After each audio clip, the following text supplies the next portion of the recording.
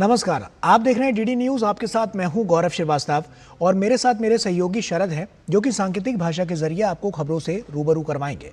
तो खबरों की शुरुआत करें उससे पहले एक नजर इस वक्त की हेडलाइंस पर। ट्रंप की दोस्ती वाले बयान का प्रधानमंत्री मोदी ने तहे दिल से किया सम्मान। कहा, भारत अमेरिका के बीच सकारात्मक, दूरदर्शी, व्यापक और वैश्विक रणनीतिक साझेदारी।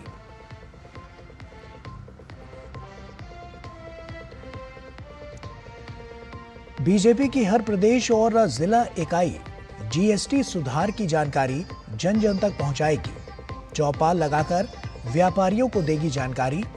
केंद्रीय मंत्री अश्विनी वैष्णव ने कहा, जीएसटी में सुधार करके प्रधानमंत्री ने मध्यम वर्गीय परिवारों को दी बड़ी राहत।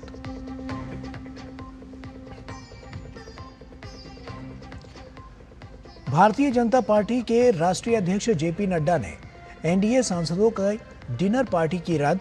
पंजाब समेत देश के कई हिस्सों में बाढ़ के हालात को देखते हुए लिया फैसला।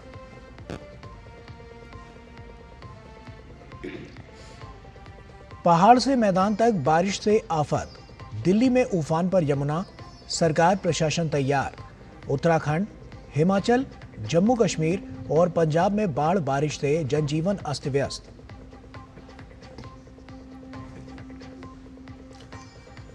और अनंत चतुर्दशी पर धूमधाम से बप्पा को दी जा रही है विदाई। भक्तों की आस्था का उमड़ा सैलाब। देश भर में अगले बरस तू जल्दी आ की गूंज।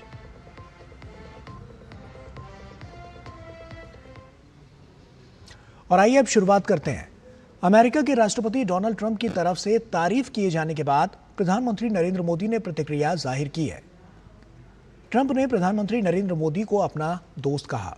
इसे लेकर प्रधानमंत्री नरेंद्र मोदी ने सोशल मीडिया प्लेटफॉर्म एक्स पर लिखा कि राष्ट्रपति ट्रंप की भावनाओं और हमारे संबंधों के सकारात्मक मूल्यांकन की मैं तहे दिल से सराहना करता हूं और उनका पूर्ण समर्थन करता हूं। भारत और अमेरिका के बीच एक अत्यंत सकारात्मक और दूरदर्शी, व्यापक एवं वैश्विक रणनीतिक साझेदारी है।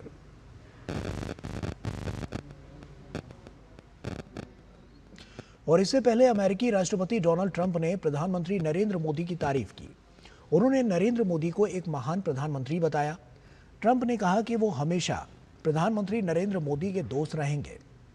उन्होंने कहा कि मोदी के साथ उनकी बहुत अच्छी बनती है, लिहाजा किसी भी तरह की चिंता करने की जरूरत नहीं है।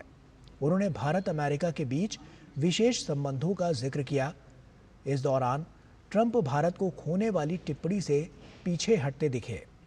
इस पर पूछे गए सवाल के बयान में ट्रंप का कहना था कि उन्हें नहीं लगता कि उन्होंने किसी को जिम्मेदार ठहराया है।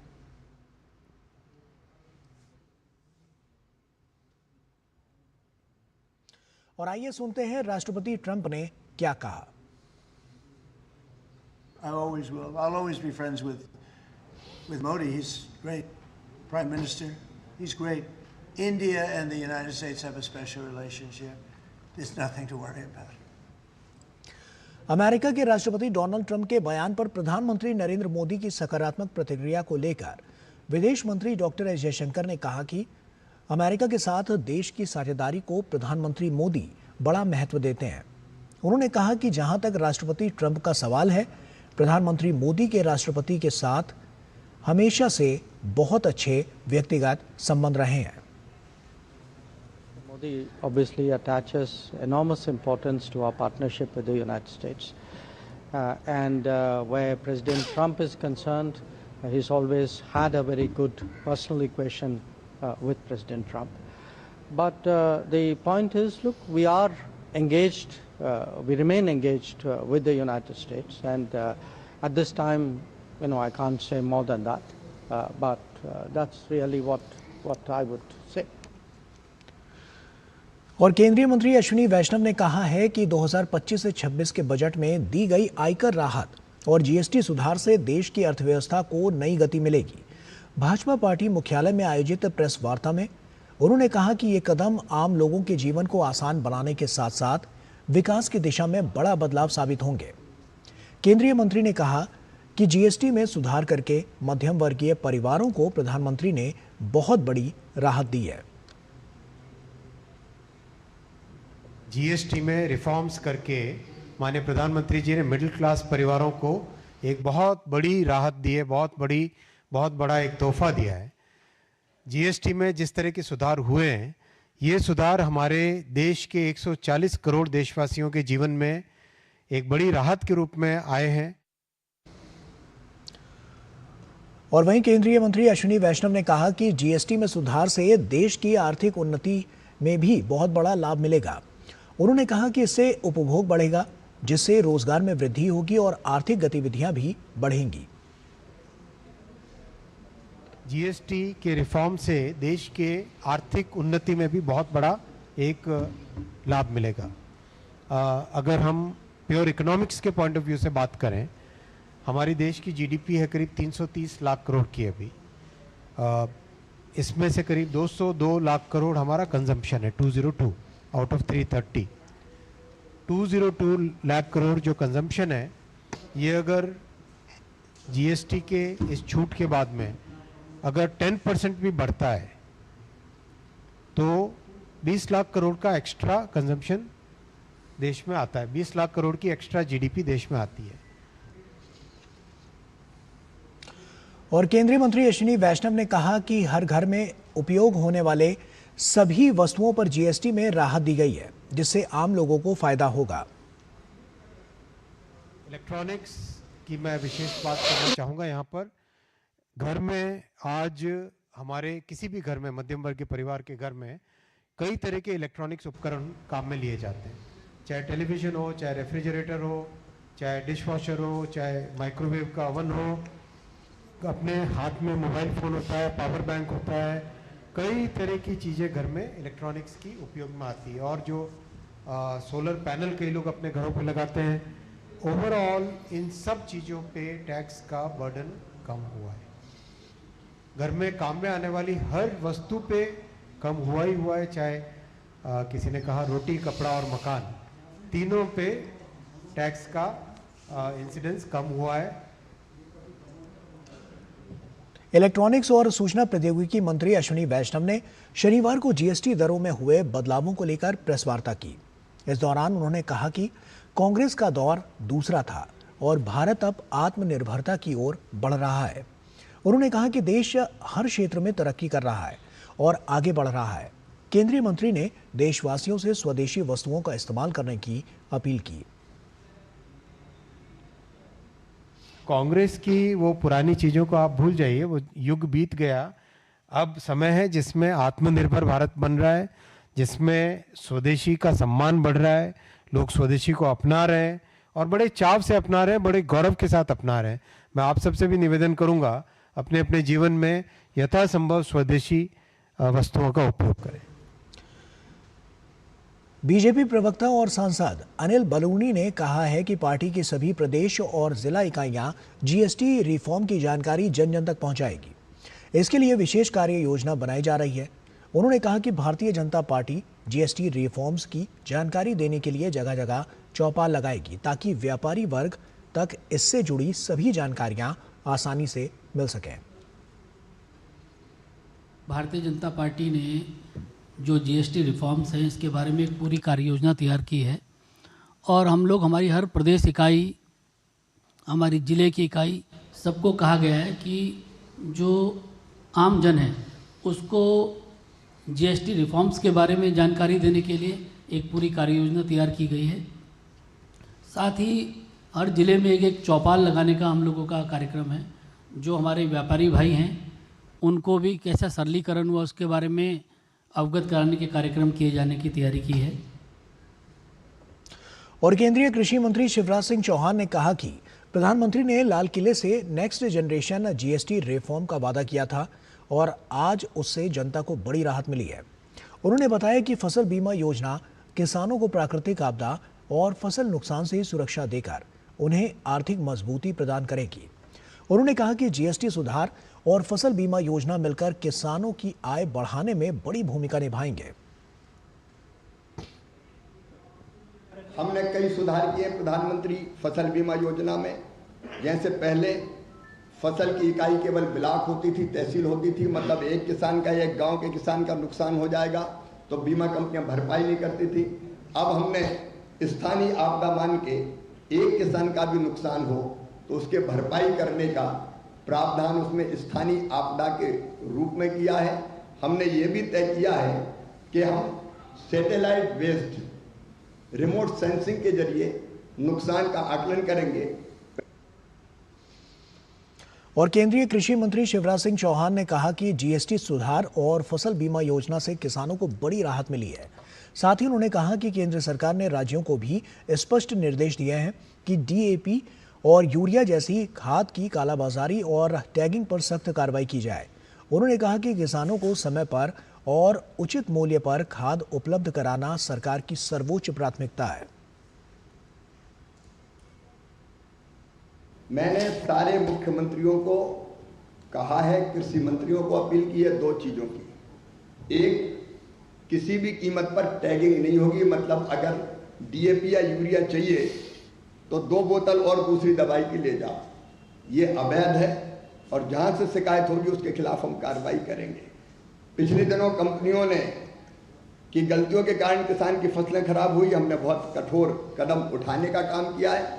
कालाबाजारी हर कीमत पर रोकने के सख्त कदम राज्य सरकारों को उठाने का कहा गया है। कई जगह कार्रवाइयां हो भी रही है। भारतीय जनता पार्टी अध्यक्ष जेपी नड्डा ने अपने आवास पर आज आयोजित होने वाली एनडीए सांसदों की डिनर पार्टी को रद्द कर दिया है। यह निर्णय पंजाब समेत देश के कई हिस्सों में बाढ़ की गंभीर स्थिति को देखते हुए लिया गया है। डिनर का आयोजन उपराष्ट्रपति चुनाव की तैयारियों के मद्देनजर किया जाना था। फिलहाल जानकारी सामने आई है कि भाजपा अध्यक्ष जेपी नड्डा की तरफ से इस आयोजन को रद्द करने का फैसला लिया गया है। प्रधानमंत्री नरेंद्र मोदी का 75वां जन्मदिन 17 सितंबर को है। बीजेपी ने फैसला किया है कि वो 17 सितंबर से 2 अक्टूबर तक गांधी जयंती तक पूरे देश में सेवा पखवाड़ा मनाएगी और इसे लेकर बीजेपी के केंद्रीय कार्यालय में बीजेपी के राष्ट्रीय महामंत्री सुनील बंसल की अध्यक्षता में एक बैठक हुई। इस बैठक में दिल्ली की मुख्यमंत्री रेखा गुप्ता सहित दिल्ली कैबिनेट के तमाम मंत्री और दिल्ली के सभी सांसद उपस्थित रहे। गौरतलब है कि सेवा पखवाड़ा के अंतर्गत देश भर में स्वच्छता अभियान के तहत सफाई की जाएगी। एक पेड़ मां के नाम अभियान के तहत पेड़ लगाए जाएंगे। रक्तदान शिविर भी आयोजित किए जाएंगे। प्रधानमंत्री मोदी से जुड़ी चुनिंदा किताबें भी वितरित की जाएंगी। कई तरह की प्रदर्शनी लगाई जाएगी।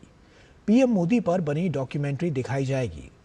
वोकल फॉर लोकल अभियान के तहत स्वदेशी वस्तुओं के उपयोग के लिए प्रोत्साहित भी किया जाएगा।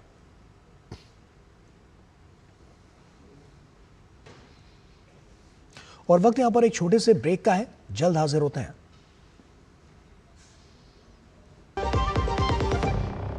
जल्दी करो यार, प्लीज जल्दी। दूसरा कोई मैच है क्या? ऐसा ही कुछ है यार, बैंक जाना है दादाजी को लेके। हाँ यार, उम्र होने पर कभी कभी मदद तो लगती है, पर बैंकिंग में नहीं। वैसे भी आरबीआई कहता है सीनियर सिटीजन सबसे पहले। अगर आप 70 साल से ऊपर हैं और आप बैंक नहीं जा सकते तो बैंक आएगा आपके पास जरूरी सेवाएं लेकर, वो भी वाजिब दरों पर। सीनियर सबसे पहले। आरबीआई कहता है जानकार बनिए, सतर्क रहिए। जब धरती चीर कर निकलता है लोहे का पत्थर और मिलता है मोंगिया के जोश से, फिर तपता है, पिघलता है और बनता है फौलाद। अब होता है सरिया सारी खूबियों के साथ। मोंगिया स्टील, मजबूत देश का मजबूत सरिया। ब्रेक के बाद एक बार फिर से आप सभी का स्वागत है। बिहार के मुख्यमंत्री नीतीश कुमार अपनी प्रगति यात्रा के जरिए विकास कार्यों की रफ्तार तेज कर रहे हैं। शनिवार को बक्सर आगमन के दौरान सीएम ने कई करोड़ की विकास योजनाओं का शिलान्यास कर लोगों को नई सौगात दी। मुख्यमंत्री ने प्रगति यात्रा के तहत की गई घोषणाओं को अमली जामा पहनाते हुए 325 करोड़ 13 लाख रुपए की योजनाओं का शिलान्यास किया। इसी दौरान मुख्यमंत्री ने राजपुर प्रखंड परिसर स्थित मध्य विद्यालय पहुंचे और विकास कार्यों की समीक्षा भी की। भारतीय वायुसेना का पंजाब, हिमाचल और जम्मू कश्मीर के आपदा प्रभावित क्षेत्रों में बचाव अभियान जारी है। सेना ने भरमौर, चंबा सेक्टर से अभी तक 541 लोगों को सुरक्षित निकाला है। साथ ही कुल्लू और किश्तवाड़ सेक्टरों में प्रभावित लोगों के लिए 10,000 किलोग्राम से ज्यादा जरूरी राहत सामग्री पहुंचाई है। उत्तर प्रदेश के मुख्यमंत्री योगी आदित्यनाथ ने लखनऊ स्थित इंदिरा गांधी प्रतिष्ठान में परिवहन सेवाओं का लोकार्पण किया। सीएम ने सरल परिवहन हेल्पलाइन 149 का शुभारंभ करने के साथ 400 बसों को हरी झंडी दिखाई और इसके साथ ही महिला परिचालकों को नियुक्ति पत्र भी वितरित किए। मुख्यमंत्री ने पीपीपी मॉडल से बने 7 बस स्टेशनों का भी शिलान्यास किया। उन्होंने कहा कि उत्तर प्रदेश में अब 1.5 लाख जन सेवा केंद्रों के माध्यम से आमजन को परिवहन सेवाएं मुहैया कराई जाएंगी। पब्लिक ट्रांसपोर्ट का एक बेहतरीन केंद्र उत्तर प्रदेश परिवहन निगम बन जाए, बस इसके लिए मैं आपका आह्वान करने के लिए आया हूं। बेहतरीन क्या आपके सामने कोई और ठहर पाएगा? और आप में तो जज्बा है। कोविड में हम देख रहे थे, लॉकडाउन हो गया था, लोगों ने कहा कौन काम करेगा। परिवहन विभाग के सभी चालक परिचालक आ गए थे और उन्होंने गाजियाबाद से, नोएडा से, बुलंदशहर से और एनसीआर क्षेत्र से जहां जहां कहा गया वहां तक पहुंचाने का काम किया था सभी यात्रियों को। और वहीं दिल्ली में यमुना का जलस्तर अभी भी खतरे के निशान से ऊपर बना हुआ है। कई निचले इलाकों में पानी भरने से लोगों की परेशानियां बढ़ गई हैं। वहीं दिल्ली सरकार तत्परता के साथ राहत कार्यों में जुटी हुई है। खतरे के मद्देनजर यमुना के किनारे रह रहे लोगों को पहले ही सुरक्षित बाहर निकाला गया है। दिल्ली सरकार इन लोगों के रहने और उन्हें राहत सामग्री पहुंचाने का कार्य कर रही है। वहीं कई क्षेत्रों में पीने का पानी रिलीफ कैंप तक पहुंच गया है, जिससे वहां रह रहे लोगों को कहीं और शिफ्ट किया गया है। आज दिल्ली में यमुना नदी का जलस्तर घटकर 206.30 मीटर पर पहुंच गया। उत्तराखंड के ऊंचे पहाड़ी जिलों को छोड़कर बाकी दूसरे जिलों में आज मौसम साफ नजर आ रहा है, जिससे लोगों को काफी राहत मिली है। पिछले कई दिनों से जारी भारी बारिश ने जनजीवन को बुरी तरह से प्रभावित किया था। बारिश थमने से अब निर्माण कार्यों और भूस्खलन से बंद पड़ी सड़कों को खोलने में तेजी आने की उम्मीद है। जिलेवार बात करें तो चमोली जिले में रात भर हुई बारिश का दौर अब थम चुका है। हालांकि जिले में बद्रीनाथ राष्ट्रीय राजमार्ग नंदप्रयाग, कमेड़ा, गौचर और पागल नाला में अवरुद्ध है, तो साथ ही ग्रामीण क्षेत्रों को जोड़ने वाले 50 से अधिक लिंक मार्ग भी बंद पड़े हैं। बागेश्वर जिले की बात करें तो यहां बादल छाए हुए हैं और लगभग 6 मोटर मार्ग बंद बताए जा रहे हैं। नैनीताल में मौसम सामान्य है, जबकि टिहरी, उत्तरकाशी में हल्के बादल और कोहरा छाया है। पौड़ी गढ़वाल के कोटद्वार क्षेत्र में धूप खिली हुई है। वहीं गुमखाल, लैंसडाउन और पौड़ी में हल्के बादल छाए हुए हैं। तमिलनाडु के चेन्नई में वायुसेना प्रमुख air chief marshal Amarpreet Singh ने अधिकारी प्रशिक्षण एकेडमी की पासिंग आउट परेड का निरीक्षण किया। इस अवसर पर एसएससी 120 और एसएससी 34 और समकक्ष पाठ्यक्रम के कैडेट्स ने शानदार मार्च पास्ट कर अपनी प्रशिक्षण यात्रा का समापन किया। परेड के दौरान कैडेट्स की अनुशासन, समर्पण और सैन्य कौशल का प्रदर्शन हुआ। एयर चीफ मार्शल सिंह ने अधिकारियों को बधाई देते हुए कहा कि ऑपरेशन सिंदूर में सेना की प्रशंसा एक शानदार प्रदर्शन का प्रमाण है। Op Sindoor stands as a shining testament to an unparalleled prowess that the Indian Armed Forces, where we demonstrated our capability to deliver swift, precise and decisive blows to the enemy. You, as the future of these forces, must understand that Defence Forces has always been and will always be the first responder. It is our collective responsibility to uphold the trust placed in us by each and every citizen of this nation, and we must be ready and prepared to meet this responsibility.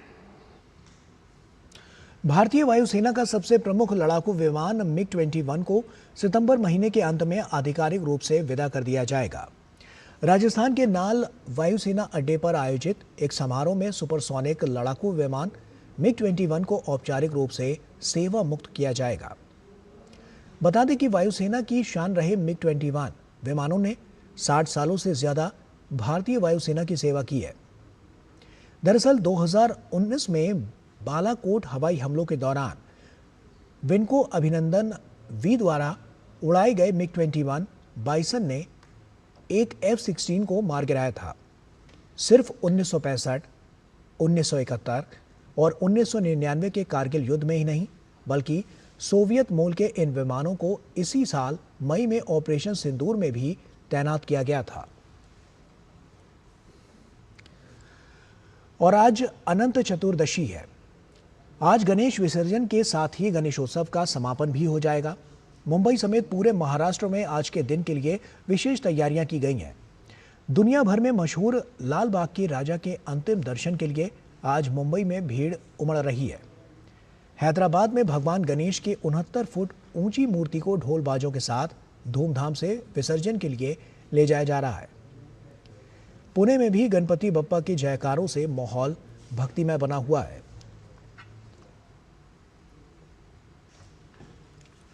और अनंत चतुर्दशी के मौके पर आज मुंबई में गणेश मूर्ति का विसर्जन किया जा रहा है।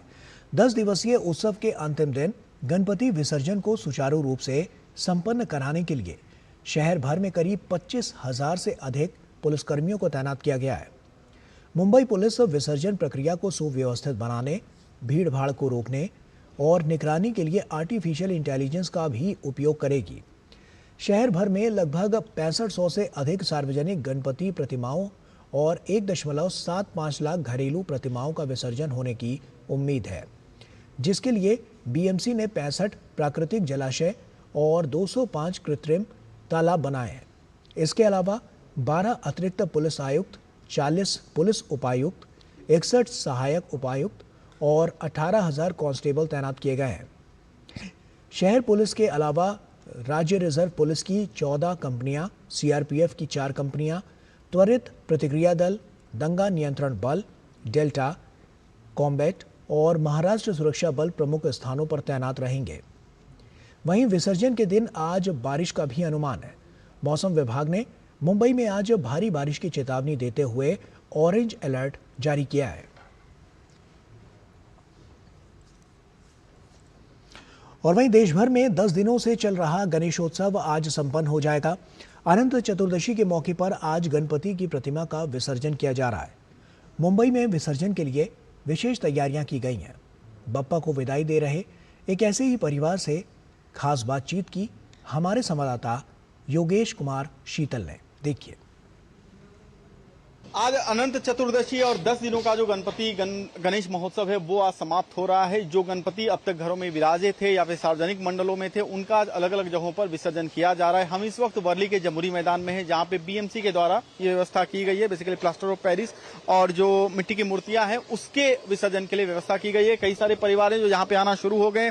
करीब 3.25 लाख परिवार जो है वो यहाँ पे गणपति, मुंबई की मैं बात कर रहा हूँ, जो कि मुंबई में अपने घरों में गणपति बिठाते हैं। कोई 1 दिन, कोई 5 दिन, कोई 10 दिन, सब जो है उनकी अपनी अपनी जो है परंपराएं रही है। परिवार इस वक्त हमारे साथ हैं। एक बात बताइए, कैसा क्षण है जब आप 10 दिन के गणपति आपके घर में थे, आज आप उनका विसर्जन यहाँ पर करने के लिए आए, कैसा क्षण है? बहुत आंखें भर आई है, क्योंकि 10 दिन इतना अच्छा लग रहा था। घर में मेहमान आते थे, रोज नया प्रसाद होता था। तो आज गणपति बप्पा गए हैं, लेकिन हम सबको सुख आनंद देके गए। आप बताइए। मैं अभी पुलिस डिपार्टमेंट में हूँ। अभी घर का गणपति विसर्जन करके अभी जूही चौपाटी बंदोबस्त के लिए निकल रहा हूँ तुरंत। अच्छा। अभी सार्वजनिक गणेश उत्सव का एक विसर्जन करने के लिए एक जन की सहायता, मदद, जन सेवा करने के लिए अब मैं निकल रहा हूँ। अंतिम जो विधि विधान होता है वो क्या होता है, वो हमें बताइए। जब आप जैसे ठीक है 10 दिन आपने आरती की, अब आखिरी दिन जब आप विसर्जन करते हैं तो फिर वहाँ पे क्या क्या विधियां हैं जो आप करते हैं? जो नॉर्मली जो करते 10 दिन वही करते, कुछ अलग नहीं करते। बट आरती करते हैं, प्रसाद दोस्तों को मिलाते हैं, प्रसाद बांटते हैं, और कुछ नहीं, बस इतना। तो अपने लिए मांगा या बाकी लोगों के लिए? सब लोग के लिए मांगा, सब लोग के लिए प्रार्थना की, सब लोग के लिए अच्छा मांगा। ठीक है, आप बताइए। जितने भी भक्त है, जितने भी बच्चे हैं गणपति बप्पा के, उनको मानते हैं कि जितने भी आपके भक्त हैं सभी को खुश रखो और सभी पे आपका हाथ रखो। और ऐसे ही 7-11 दिन तो खाली उनका हम मान रखते हैं, बट गणपति बप्पा तो पूरे साल के लिए।